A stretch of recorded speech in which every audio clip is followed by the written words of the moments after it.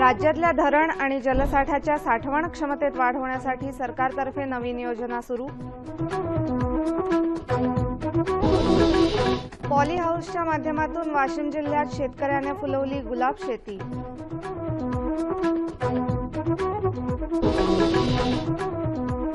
आणि पाणी टंचाईवर मात करण्यासाठी कर्जतमध्ये टँकर्सने पाणी पुरवठा।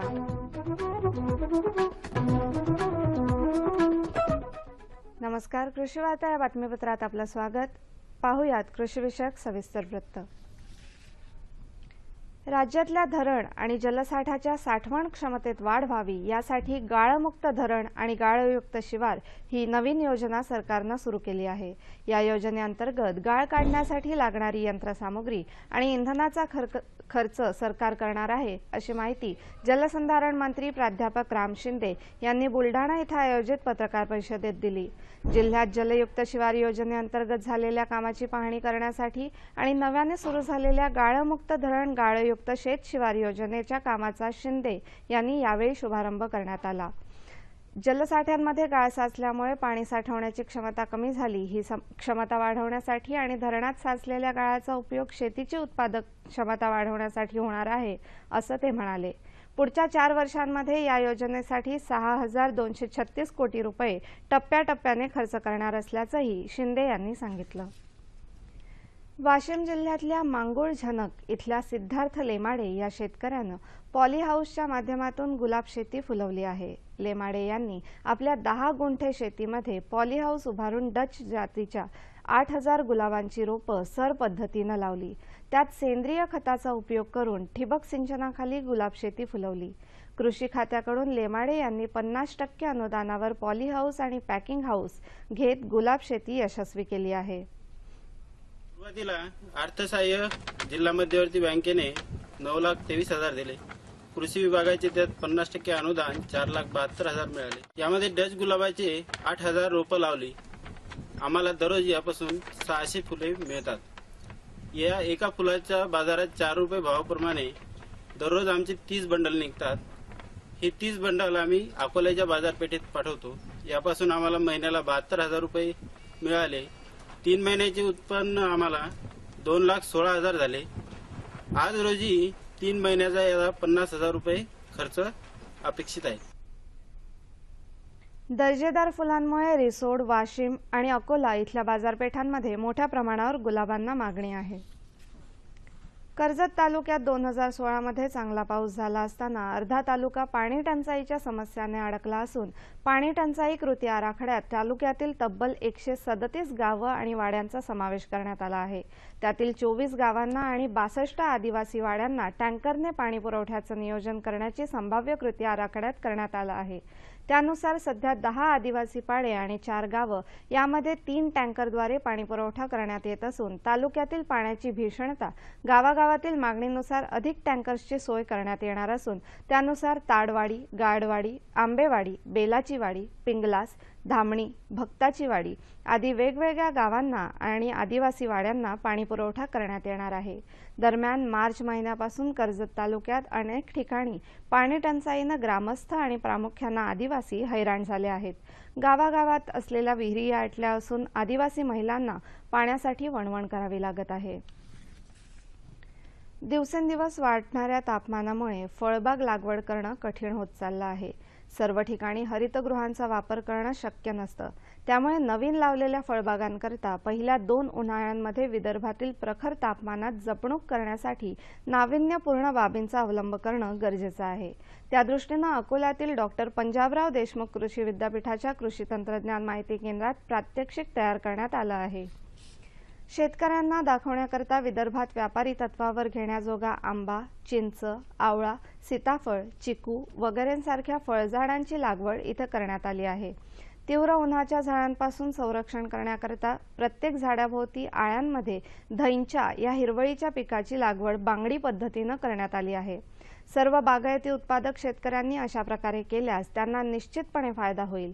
पावसाळा सुरू होताच धैंच्या वनस्पती तोडून जमिनीत घातल्यास फळझाडांना उत्तम प्रकारे सेंद्रिय पदार्थही उपलब्ध होईल.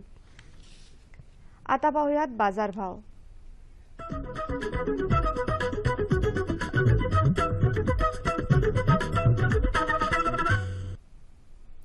जाणून घेऊया जळगाव कृषी उत्पन्न बाजार समितीकडून प्राप्त झालेले शेतमालाचे बाजारभाव. हे भाव शेतीमालाच्या उत्पादकांसाठी आहेत. निराळा उल्लेख नसल्यास हे भाव प्रति क्विंटल आहेत. ज्वारी 1875 1700, बाजरी 1450 1450, मका 1300 1300, पालक 1500 1500, मेथी 2200 1200, कोथिंबीर 3500 2000, केळी 425 250, लिंबू 2000 800, कैरी 1400 आणि 800. बाजारभावविषयक अधिक माहितीसाठी www.agmarknet.nic.in या संकेतस्थळाला भेट द्या. आता पाहूयात हवामान वृत्त आणि हवामानाचा अंदाज.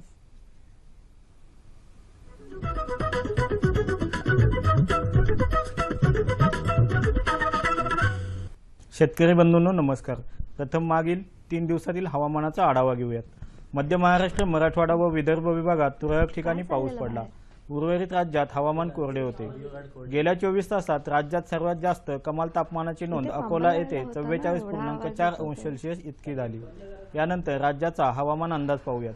कोकणात येत्या 48 तासात तसेच दक्षिण कोकणात दिनांक 14 व 15 मे रोजी तुरळक ठिकाणी मेघगर्जनेसह पाऊस पडण्याची शक्यता आहे. मध्य महाराष्ट्र व मराठवाड्यात पुढील 5 दिवसात तुरळक ठिकाणी मेघगर्जनेसह पाऊस पडण्याची शक्यता आहे. विदर्भात येत्या 24 तासात तुरळक ठिकाणी वादळी वारे वाहण्याची तसेच मेघगर्जनेसह पाऊस पडण्याची शक्यता आहे. त्यानंतर 2 दिवस हवामान कोरडे राहील. दिनांक 15 व 16 मे रोजी तुरळक ठिकाणी मेघगर्जनेसह पाऊस पडण्याची शक्यता आहे. यानंतर कृषी सल्ला. शेतकरी बंधूंनो, पक्व झालेल्या आंबा फळांची काढणी करावी. खरबूज, टरबूज या फळ पिकांमधील विषाणूजन्य रोगाच्या नियंत्रणासाठी 4% निंबोळी अर्काची फवारणी करावी. मध्य महाराष्ट्र, मराठवाडा व विदर्भात ज्या शेतकऱ्यांकडे पाण्याची उपलब्धता आहे त्यांनी आले व हळद पिकाची लागवड करावी. यानंतर विभागवार कृषी सल्ला पाहूयात. कोकण विभागातील शेतकरी बंधूंनो, शेताची नांगरट करून जमीन उन्हात चांगली तापू द्यावी. खरीप हंगामातील पिकांच्या लागवडीच्या दृष्टीने पूर्वतयारीस लागावे. भात पिकाच्या रोपवाटिकेकरता शेताची मशागत करावी. मध्य महाराष्ट्र विभागातील शेतकरी बंधूंनो, पाण्याच्या कार्यक्षम वापरासाठी उभ्या फळबागा व इतर पिकांना ठिबक पद्धतीने पाणी द्यावे. 2 पाण्याच्या पाळ्यातील अंतर कमी करून आच्छादनाचा वापर करावा. मराठवाडा विभागातील शेतकरी बंधूंनो, पाऊस झालेल्या ठिकाणी केळी बागेत रोगनाशकाची फवारणी करावी. पाऊस झालेल्या ठिकाणी द्राक्ष बागेत कॉपर ऑक्सिक्लोराइड या रोगनाशकाची फवारणी करावी. विदर्भ विभागातील शेतकरी बंधूंनो, उन्हाळी धान कापणीपूर्वी भेसळ लोंब्या काढून टाकाव्यात. ऊस पिकास सरीआड सरी पाणी द्यावे व आच्छादनाचा वापर करावा. धन्यवाद. आता जाणून घेऊया राज्यातल्या प्रमुख शहरांचं तापमान कमाल आणि किमान अंश सेल्सिअसमध्ये. मुंबई कमाल 33, किमान 25. पुणे 40 आणि 24. नागपूर 42 आणि 26. औरंगाबाद 40 आणि 24. सोलापूर 40 आणि 24. नाशिक 39 आणि 22. हवामानविषयक अधिक माहितीसाठी www.imdmumbai.gov.in या संकेतस्थळाला भेट द्या. आणि याबरोबरच आजच्या कृषी वार्ता संपल्या. पुन्हा भेटूया पुढील कृषी वार्तामध्ये. तोपर्यंत नमस्कार.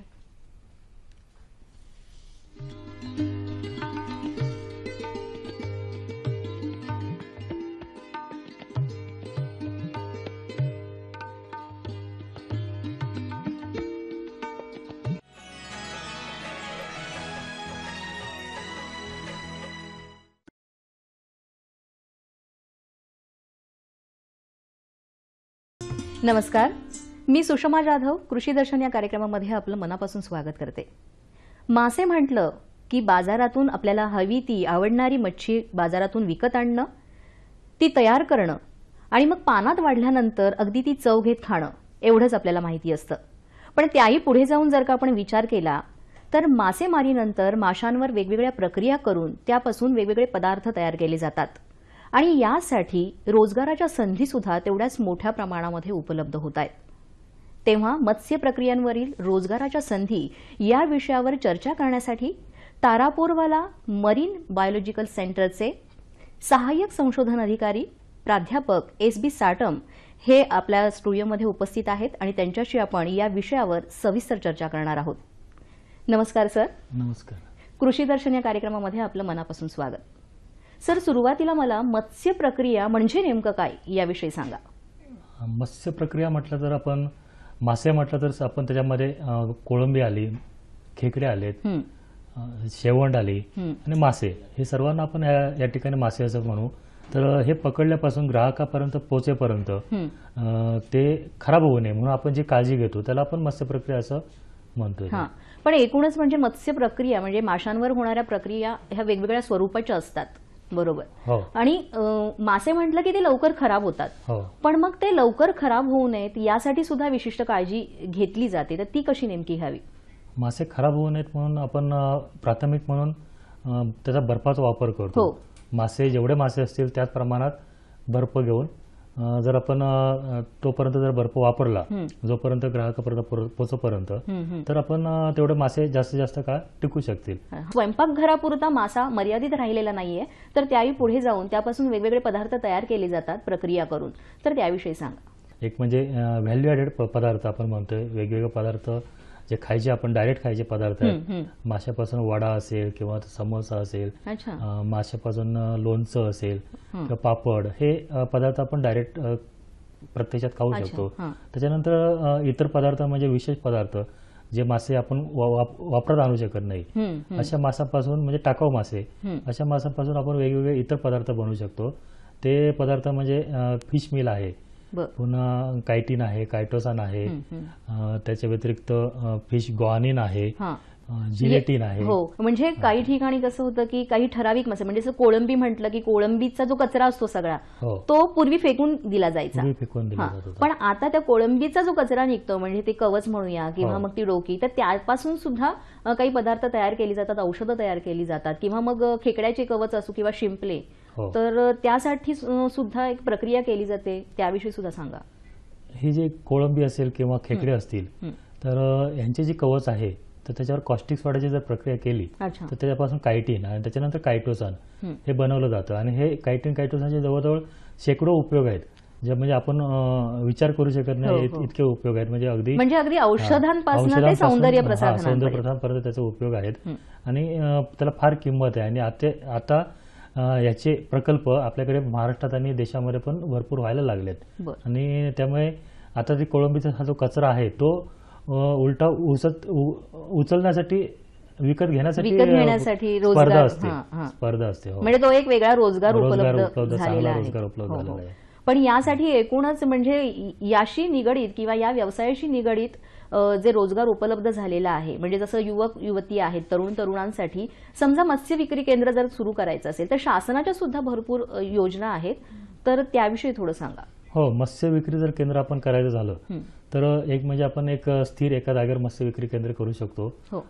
आता नवीन पद्धतीमध्ये एखादं चांगलं सुंदर असं रिटेल आउटलेट करू शकतो. म्हणजे मच्छी मार्केटमध्ये बसण्यापेक्षा आता म्हणजे शिकलेले मुलं पुढे येत आहेत आणि ते चांगल्या प्रकारचे म्हणजे इव्हन मॉलमध्ये त्यालाच एक दुसरा पर्याय म्हणजे एखादी व्हॅन, त्याच्यामध्ये व्हॅन वगैरे घेऊन आपण लोकांपर्यंत ती व्हॅन घेऊन जाऊ शकतो आणि तिथे त्याचे मासे विक्री करू शकतो. तर याच्यासाठी शासन आता बऱ्यापैकी मदत करत आहे.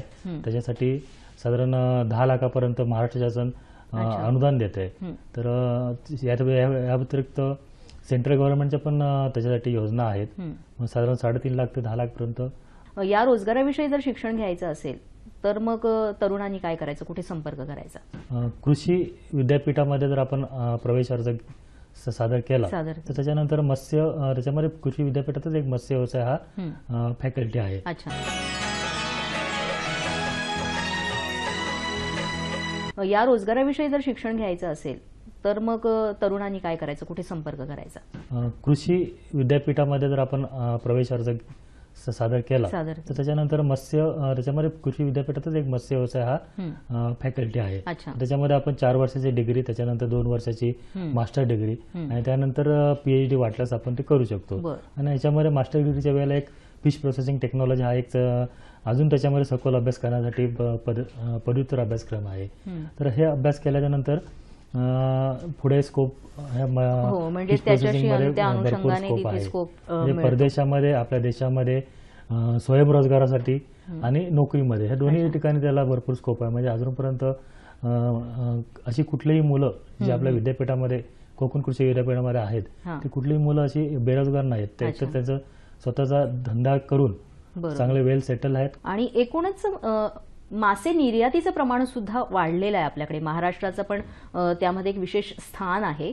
पण त्यासाठी मासळी गोठविणं हा एक प्रकार तिथे आवश्यक असतो. तर त्या प्रक्रियेविषयी सुद्धा सांगा.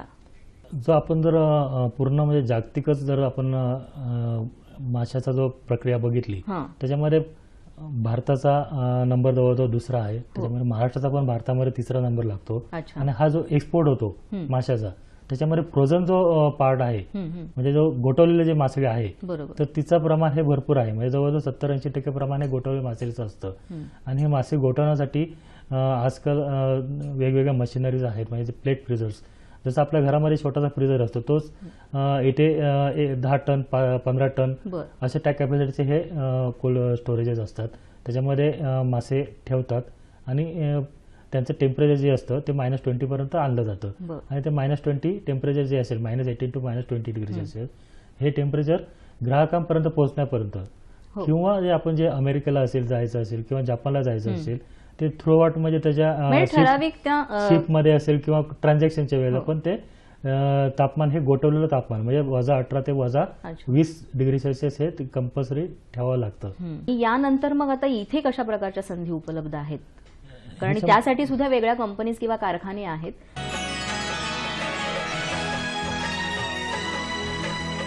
यानंतर मग आता इथे कशा प्रकारच्या संधी उपलब्ध आहेत? कारण त्यासाठी सुद्धा वेगळ्या कंपनीज किंवा कारखाने आहेत.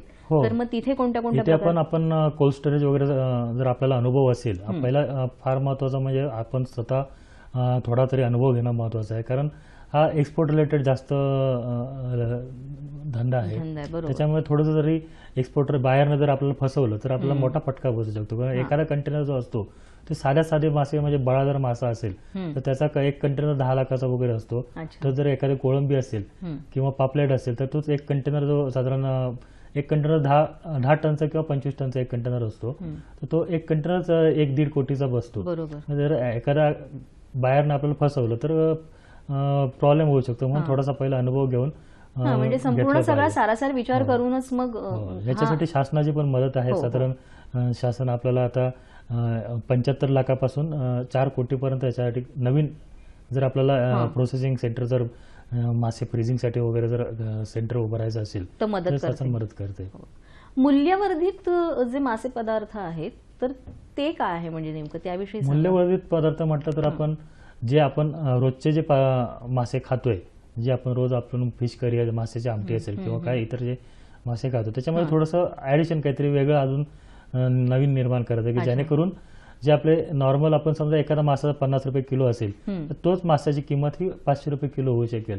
असं करण्यासाठी जे आपण जी नवीन आयडिया आपण जे आतमध्ये वापरतो त्याला मूल्यवर्धित पदार्थ म्हणू शकतो. मग ते मूल्यवर्धित पदार्थ म्हणजे कोणते म्हणता येतील? मूल्यवर्धित पदार्थ म्हटलं तर आज आपण जर मॉल्समध्ये वगैरे गेलात तर तिथे आपल्याला हे पदार्थ थोड्या दिवसांनी आपल्याला आपल्या इतर मार्केटमध्ये पण नक्कीच पाहायला भेटतील. तर आपण जर केरळमध्ये किंवा इतर फॉरेन कंट्रीजमध्ये गेलो तर तिथे हे मूल्यवर्धित पदार्थ असतील वगैरे आपल्याला रस्त्यावरती मार्केटमध्ये प्रत्येक ठिकाणी बघायला भेटतं. अजून आपल्याकडे झालं नाहीये पण आपल्याकडे बहुतेक काही कंपन्यांनी त्याच्यामध्ये पुढाकार घेतला आणि असे वेगवेगळे पदार्थ बनवत आहे.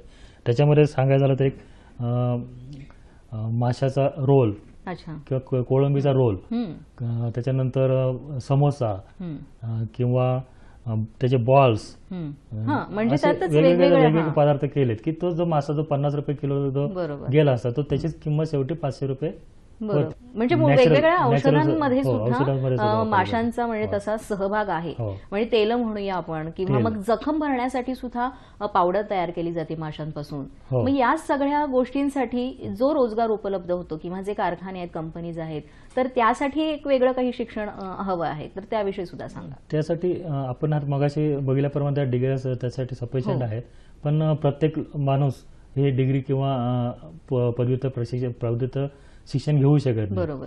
तर काही लोकांसाठी मग आपलं विद्यापीठ असेल किंवा इतर नागपूरला पण एक विद्यापीठ आहे, तर यांच्यामार्फत काही 5 दिवसाचे ट्रेनिंग्स वगैरे घेतले जातात. अच्छा. तर त्या ट्रेनिंगमध्ये मग आपण त्यांना शिकवतो की वेगवेगळे ते कोळंबीच्या कवचापासून काय बनवायचं, कायटोसान असेल किंवा फिश मिल, माशाचा जो टाकाऊ मासे आहे त्याच्यापासून फिश मिल बनवायचं.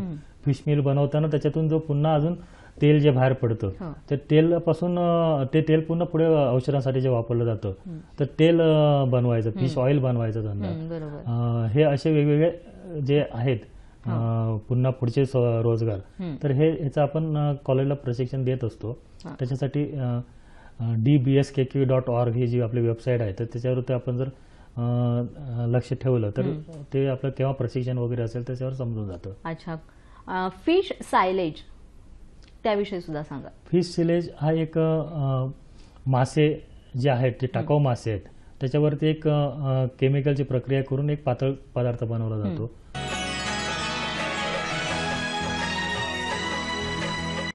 फिश सायलेज त्याविषयी सुद्धा सांगा. फिश सिलेज हा एक मासे जे आहेत ते टाकाऊ मासे आहेत त्याच्यावरती एक केमिकलची प्रक्रिया करून एक पातळ पदार्थ बनवला जातो आणि हा पदार्थ गुरांना किंवा प्राण्यांना खाण्यासाठी आपण देऊ शकतो. त्याचा खत म्हणून पण असाच उपयोग करू शकतो.